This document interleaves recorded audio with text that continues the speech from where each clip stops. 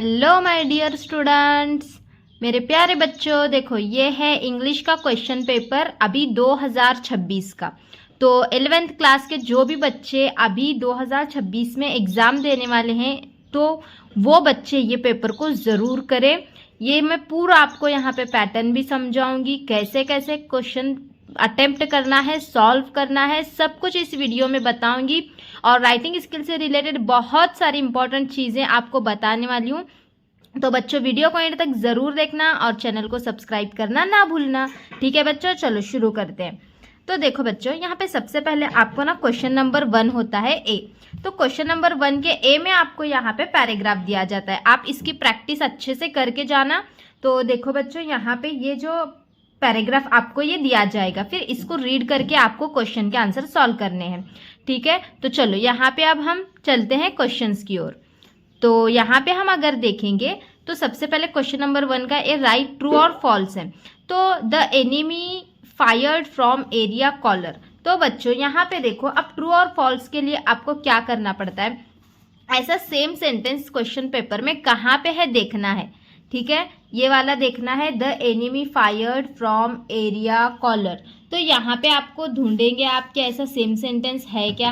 है तो ट्रू रहेगा, नहीं है थोड़ा सा भी उसमें अगर चेंजेस हैं तो क्या होगा, फॉल्स होगा।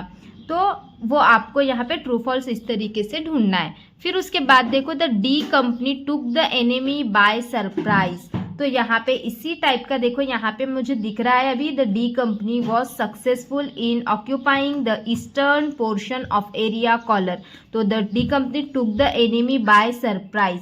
तो यहाँ पे देख सकते हो आप, इसमें आपको यहाँ पे ये पढ़ना है क्या यहाँ पे, his approach took the enemy by surprise. तो ये आपको क्या रहेगा, ट्रू रहेगा। ऐसा ही है ना यहाँ पे। तो इस तरीके से आपको ढूंढ के ट्रू फॉल्स करना है। ठीक है, उसके बाद देखो, कंप्लीट द फॉलोइंग। तो A2 है ये, इसके अंदर आपको इस तरीके से जो सेंटेंस होते हैं, मैं आपको पूरा पैटर्न पूरा बताऊंगी, कैसे आपको सॉल्व करना है वो भी बता रही हूँ। इंग्लिश का पेपर अभी 11th का फाइनल एग्जाम महाराष्ट्र बोर्ड। तो यहाँ पे ये देखो, accurate fire by the enemy stalled. तो यहाँ पे अब ये वाला सेंटेंस ऐसे कहाँ पे दिखता है देखना है आपको, और इसके आगे जो भी है ना यहाँ पे वो कंप्लीट करना है, डॉट डॉट करके कंप्लीट करना है। ठीक है, फिर उसके बाद देखो, D company succeed in dash dash. तो यहीं पे अभी मैंने कहाँ पे देखा था, तो वैसे ही सेंटेंस आपको देखना है इस तरीके से। और देखकर जो है ना यहाँ पे आगे जो भी डॉट डॉट दिया गया है उसके आगे आपको क्या करना है, फिल करना है। तो बच्चों आप समझ गए होंगे कि कंप्लीट किस तरीके से करना होता है। उसके बाद देखो बच्चों, A3 में इसमें कुछ ट्रिक्स भी बताने वाली हूँ जो बहुत इंपॉर्टेंट है। जो बच्चों को ऐसे लगता है कि हमें इंग्लिश कुछ भी नहीं आता, हम क्या लिखें, तो उनके लिए बहुत सारे इंपॉर्टेंट ट्रिक्स भी हैं इसमें। तो A3 देखो, यहाँ पे media supported and associated the battle live. तो यहाँ पे आपको A3 पैराग्राफ से ढूंढ कर ही लिखना है, guess the risk of media people. तो इस तरीके का सेंटेंस देखो पेपर में कहाँ पे दिखता है, और उसी के आगे पीछे की 3 से 4 लाइन उठा के लिख दो। सिंपल है। अगर हाँ आपको पूरा अच्छे से लिखना आता है तो आप लिख लो। अगर जिन बच्चों को कुछ भी नहीं आता कि हम अब क्या लिखें, तो ये ऐसे वर्ड्स आपको ढूंढने हैं पेपर में कहाँ पे, और उससे रिलेटेड वहीं के 3 से 4 लाइन्स आपको लिखने हैं। 2 मार्क्स के लिए है बच्चों, मतलब आपको 4 लाइन लिखना पड़ेगा। ठीक है, अब हो गया ये। फिर उसके बाद देखो, what will you do for development of India. ये पर्सनल रिस्पॉन्स का क्वेश्चन है, और पर्सनल रिस्पॉन्स में 2 मार्क्स का क्वेश्चन, यानी कि आपको 4 लाइन लिखनी है। तो फिर 4 लाइन्स यहाँ पे कंपलसरी लिखना है। 4 लाइन्स लिखो आप यहाँ पे। तो 4 लाइन्स आप लिखोगे तो आपको 2 आउट ऑफ 2 मार्क्स मिल जाएंगे। फिर आप कुछ बच्चे बोलेंगे कि मैम हमें जो है ना कि ये नहीं आता, मतलब कि पर्सनल रिस्पॉन्स का क्वेश्चन हमें लिखना नहीं आता, हमें इंग्लिश उतना अच्छे से लिखना नहीं आता।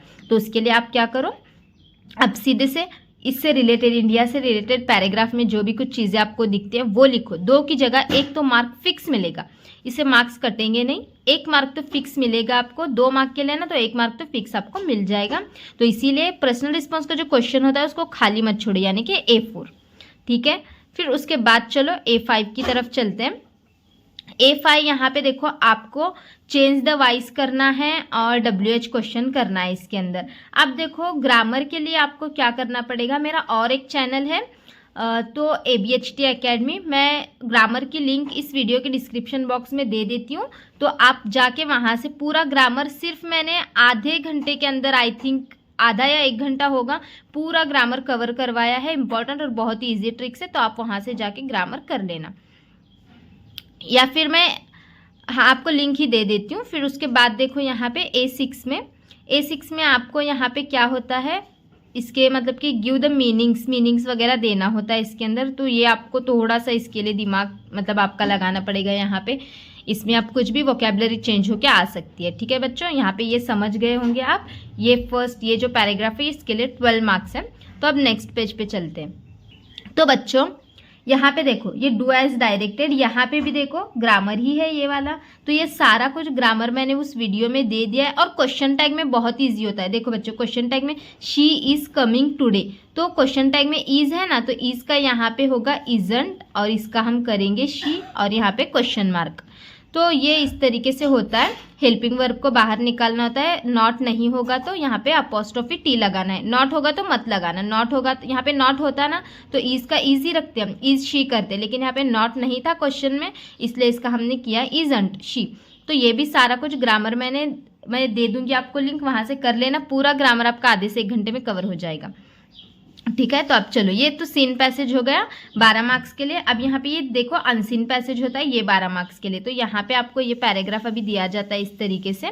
फिर ये पैराग्राफ में आपको यहाँ पे एक्टिविटीज कंप्लीट करनी होती हैं, जैसे हमने पहले देखा ना उसी तरीके से। वो सीन था या अनसीन है, तो यहाँ पे आप किस तरीके से देखो, यहाँ पे थोड़ा सा देखो A1 आई थिंक सोफी का पैराग्राफ जो 12th के भी पेपर में आया हुआ था, तो वो शायद अनसीन में आया था। फिर यहाँ पे देखो कंप्लीट द गिवन डायग्राम, ये डायग्राम आपको मतलब कि यहाँ पे लिसन टू, यहाँ पे सबात एंथम, तो यहाँ पे इसमें से आपको ढूंढ के लिखना है ये वाले दोनों क्वेश्चन। फिर उसके बाद देखो यहाँ पे नेक्स्ट ये वाला सोफीज अर्लियर लाइफ वॉज, तो यहाँ पे अर्लियर लाइफ और प्रेजेंट लाइफ, यहाँ पे दोनों का कंपैरिजन पैराग्राफ में से ढूंढ के आपको करना है। फिर उसके बाद अगर हम देखेंगे ना A3, तो यहाँ पे आपको देखो ये वाला कंप्लीट करना है। इफेक्ट ऑफ ऑर्गन, यहाँ पे नोट्स ऑन सोफी, तो इफेक्ट्स क्या क्या है पैराग्राफ में जाना है। इफेक्ट्स ऐसा वर्ड कहाँ पे दिखता है देखना है, और कॉमा। और मैं एक ट्रिक बताती हूँ आपको, जहाँ कहीं भी देखो इस तरीके से वेब होता है ना, वहाँ पे पैराग्राफ में आप अगर जाओगे तो कॉमा कॉमा कॉमा वाले जो 3-4 वर्ड होते हैं ना, वही इसका आंसर होता है। बहुत मोस्टली मतलब कि 100% में से 80% ऐसा ही होता है कि कॉमा कॉमा वाले जो भी पैराग्राफ में वर्ड्स होते हैं ना, तो वही इसके आंसर्स होते हैं। लेकिन आप इसका ढूंढ के कर लो, मतलब कि जो भी आपको पेपर में आएगा। तो फिर उसके बाद देखो A4 write about any of your decision which made you repent later, तो यहाँ पे ये क्या पर्सनल रिस्पॉन्स का एक पैराग्राफ में से आपको नहीं समझ रहा तो पैराग्राफ में से 3 से 4 लाइन उठा के लिख लो।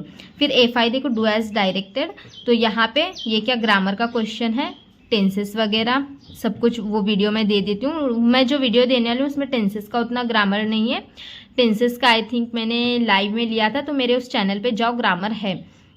तो उसके बाद देखो यहाँ पे नेक्स्ट वोकेबलरी है, तो वोकेबलरी में आपको यहाँ पे क्या करना है, एंटोनियम। अब आप बोलोगे एंटोनियम मतलब क्या, एंटोनियम मतलब क्या होता है बच्चों, अपोजिट वर्ड्स। ठीक है, अपोजिट वर्ड्स एंटोनियम मतलब। फिर ये हो जाने के बाद देखो यहाँ पे समरी लिखना है। अब ये हो गया, right a summary of above extract. अब बहुत सारे बच्चे यहाँ पे 3 मार्क्स गवा देते हैं, मैं आपको एक ट्रिक बताती हूँ।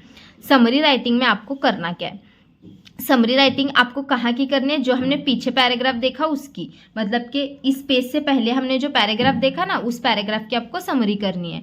तो समरी करते टाइम आपको क्या करना है, देखो ट्रिक बताती हूँ। चलो मैं आपको यहाँ पे ले चलती हूँ इस पे। ठीक है, पीछे गए हम। तो समरी के टाइम हमें क्या करना है, अब ये पैराग्राफ आपको देखने पर ही समझता है कि किसके ऊपर है, सोफी पर है। तो सोफी, तो आप यहाँ पे नाम भी मतलब ऐसे आप हेडिंग, समरी के अंदर हेडिंग लिखने के लिए 1 मार्क होता है। तो अब ये पैराग्राफ में at the length Sophie reached on the, यहाँ पे ये क्या करना है आपको, स्टार्टिंग के 3-4 वर्ड्स में हेडिंग छुपी हुई होती है।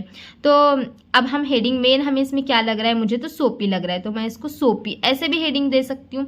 तो आपने इतना भी हेडिंग दे दिया, आपको 1 मार्क मिलेगा। तो हेडिंग के लिए 1 मार्क होता है। और समरी राइटिंग कुछ भी लिखने नहीं आ रहा तो इसमें के आप 3 मार्क्स के लिए ना 6 से 7 लाइन इसमें के उठा के लिख लो। लेकिन हाँ, क्या गलती नहीं करना है, स्टार्टिंग से नहीं लिखना है, बीच बीच में कोई भी 6 से 7 पॉइंट, एक के आगे एक के आगे एक के आगे एक लिख के जो है उसका एक पैराग्राफ बना के लो 6 से 7 लाइन का। आपको समरी के 3 में से 3 मार्क्स फिक्स मिल जाएंगे। ये समरी राइटिंग की ट्रिक बताई है मैंने। ठीक है, समझ गए समरी राइटिंग कैसे करना है। फिर माइंड मैपिंग, माइंड मैपिंग कैसे करना है देखो, और आपको इसकी भी डिटेल वीडियो चाहिए तो मेरे ABHD एकेडमी उस चैनल पे जाओ, आपको समरी राइटिंग की डिटेल वीडियो मिल जाएगी। मैंने अभी 12th बोर्ड के लिए अपलोड किया हुआ था समरी राइटिंग की डिटेल वीडियो, माइंड मैपिंग की डिटेल वीडियो, सारा कुछ उस पर मिल जाएगा आपको। या फिर नहीं आपको अलग से चाहिए तो बताओ, मैं इस चैनल पर अपलोड कर देती हूँ, ठीक है। फिर यहाँ पे ये समरी राइटिंग के बाद देखो माइंड मैपिंग। तो माइंड मैपिंग के अंदर यहाँ पे prepare mind map on healthy lifestyle. तो हेल्दी लाइफस्टाइल को आप बीच में यहाँ पे इस तरीके से हेल्दी लाइफस्टाइल करके डालना है। फिर उसके बाद हेल्दी लाइफस्टाइल कैसे कैसे होती है ये सब यहाँ पे दिया हुआ है, इसी के 4 पॉइंट यहाँ पे लिखने हैं, फिर उसके सब पॉइंट्स करके यहाँ पे लिखना होता है, ठीक है। क्या करती हूँ मैं, माइंड मैपिंग का एक क्वेश्चन आपको मैं खुद सॉल्व करवा के एक अलग से वीडियो दे देती हूँ माइंड मैपिंग की, आप टेंशन मत लो इसका, मैं बता देती हूँ माइंड मैपिंग कोई भी क्वेश्चन आया तो आप कैसे सॉल्व कर सकते हो। फिर उसके बाद क्वेश्चन नंबर 3 का ए जो होता है ना, पोयम होती है।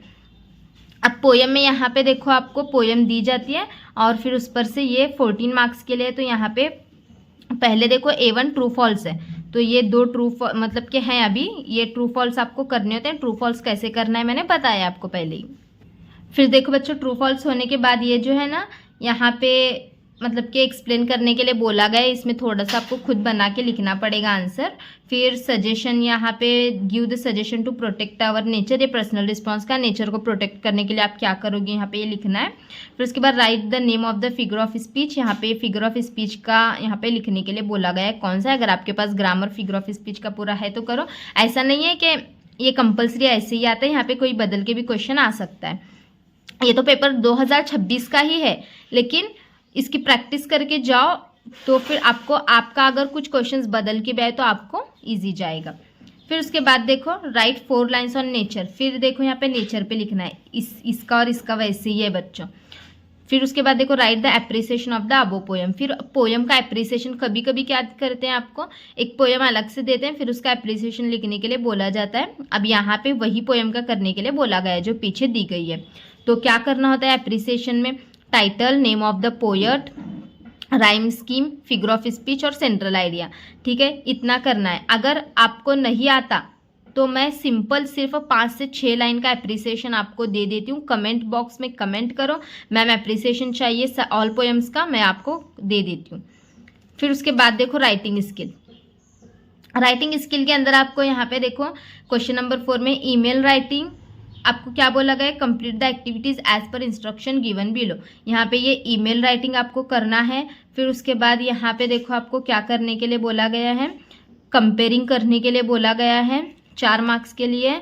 उसके बाद आपको ड्राफ्टिंग और रिव्यू, ईमेल राइटिंग किस तरीके से करना है उसकी एक डिटेल वीडियो में बना के देती हूँ आपको, उसमें से आप ईमेल राइटिंग कर लेना, बहुत ही सिंपल मेथड में बताऊँगी।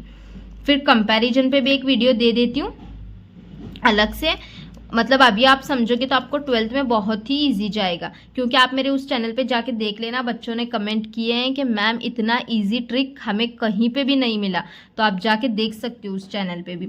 तो फिर कंपेयरिंग का भी यहाँ पे मैं आपको बता देती हूँ, एक अलग से वीडियो बना देती हूँ, क्योंकि इसी वीडियो में सब कुछ मतलब कि आपको समझने के लिए कन्फ्यूज़ हो जाएगा, इसीलिए आप तो कन्फ्यूजन मैं आपका क्रिएट नहीं करूँगी यहाँ पे, इसीलिए ये हर एक ईमेल राइटिंग पे एक अलग वीडियो देती हूँ, कंपेयरिंग पे एक अलग वीडियो देती हूँ। फिर ड्राफ्टिंग और रिव्यू, रिव्यू यहाँ पे देखो आपको फिल्म रिव्यू भी आ सकता है, बुक रिव्यू भी आ सकता है, तो मैं इतना इजी वे में आपको देती हूँ कि आपको 5 मिनट के अंदर याद हो जाएगा। तो फिल्म रिव्यू भी मैं एक दे देती हूँ और बुक रिव्यू भी दे देती हूँ, दोनों भी कर लेना। अगर आपके अभी तक एग्जाम नहीं हुए तो मुझे कमेंट करो, मैं आपको दे देती हूँ। फिर उसके बाद देखो यहाँ पे ब्लॉग राइटिंग है, तो ये ब्लॉग राइटिंग आपको करना होता है। तो ऐसे 16 मार्क्स है, कभी कभी इसके अंदर आपको ऑप्शन इंटरव्यू क्वेश्चंस का भी होता है, तो वो भी मैं एक आपको बता देती हूँ। फिर उसके बाद क्वेश्चन नंबर 5 जो है यहाँ पे ये ड्रामा से रिलेटेड है, तो ये भी 16 मार्क्स के लिए होता है। यहाँ पे इसमें A1 में कभी कभी ट्रू फॉल्स भी दिया जाता है और कभी कभी आपको मतलब कि ऑड वन आउट वगैरह चूज़ करो ऐसे भी दिया जाता है ड्रामे के अंदर। ये 4 मार्क्स के लिए हो गया। फिर आगे देखते हैं। फिर यहाँ पे देखो choose the odd one out, तो यहाँ पे हाँ यहाँ पे है देखो ऑड वन आउट आपको इसमें से चूज़ करना है। आपके टेक्स्ट बुक में जो ड्रामा सेक्शन है ना वहाँ से फिर इसको देखो अरेंज करना है यहाँ पे। फिर उसके बाद डिस्क्राइब करना है यहाँ पे ड्रीम क्या था ये। फिर उसके बाद आंसर द फॉलोइंग क्वेश्चन है, तो यहाँ पे ये 2-2 मार्क्स के लिए एक ये है ना 2 मार्क के लिए रहेगा, मतलब कि टोटल इसके 2 क्वेश्चन के 4 मार्क्स हैं। फिर उसके बाद यहाँ पे आंसर द फॉलोइंग क्वेश्चन में देखो आपको ये वाला चार्ट आपको यहाँ पे कंप्लीट करना है, सपोर्टिव कैरेक्टर और इंसिडेंट। तो यहाँ पे ये दोनों का आपको देख के, या थोड़ा सा इसके लिए आपको मेहनत करनी पड़ती है। आपको इसका जो सेक्शन है ना नॉवेल का, वो आपको मतलब कि आपके टेक्स्ट बुक में से जो है वो आपको करके जाना पड़ता है, ठीक है। तो अच्छे से इतना कर लेना, इस पेपर की पूरी अच्छे से प्रैक्टिस कर लो। और आपको कुछ भी डाउट हो, कुछ इसमें से नहीं समझ रहा हो, तो मुझे कमेंट करो, मैं आपको फ़ौरन बता देती हूँ। और रही बात email writing, blog writing, comparing, interview questions, review की, तो चाहिए आपको तो जल्दी से कमेंट करो, मैं आज ही आपके लिए वीडियोस बना देती हूँ, ठीक है बच्चों। चलो मिलते हैं बाद में, बाय बाय।